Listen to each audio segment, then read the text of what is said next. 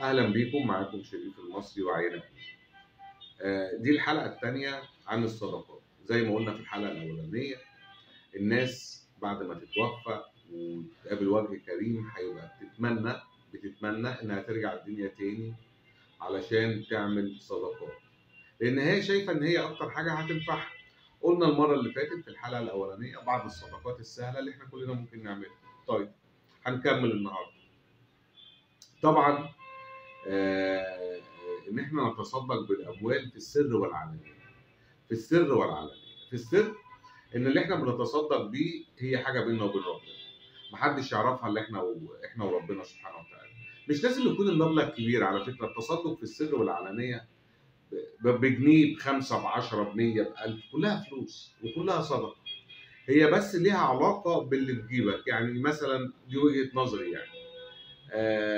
لو انا كل اللي معايا 10 جنيه وتصدقت منهم بجنيه، انا صدقت ب 10% من اللي انا املكه، ده رقم كويس مش وحش. طب انا كل اللي معايا 100 جنيه وتصدقت ب 10 جنيه، ده 10% من اللي املكه. لكن معايا مليون جنيه وتصدقت بجنيه، حسبتها عند ربنا، معرفش دي حسبتها ازاي. يبقى الصدقه بالاموال في السر والعلانيه. طب العلانيه ليه؟ ليه العلانيه؟ العلانيه عشان اشجع غيري هو كمان انه يتصدق، انه يعمل كده، ان يجيب وجبات لدار مسنين، ان يجيب هدايا لدار ايتام. انا بشجعه، بنشر فكرتي اللي هي ممكن تشجعه انه يعمل حاجه زي كده. يبقى الصدقه بالاموال في السر والعلانيه. مش لازم تكون الاموال كبيره، مش لازم يكون مبلغ يوجعني، ولو ان ما بتنقصش مال من صدقه، لكن خلينا في ان احنا بنطلع اللي نقدر عليه اللي هو ما يوجعناش. وعلى فكره يا ريت كل الدنيا ما تضيق علينا نطلع صدقه، والله هتوصل. الصدقة التانية مساعدة الآخرين، إن أنا ألاقي حد تايه وأرشده، أقول له والله الشارع ده يخش يمين في شمال، أروح معاه أوصله لو المكان قريب.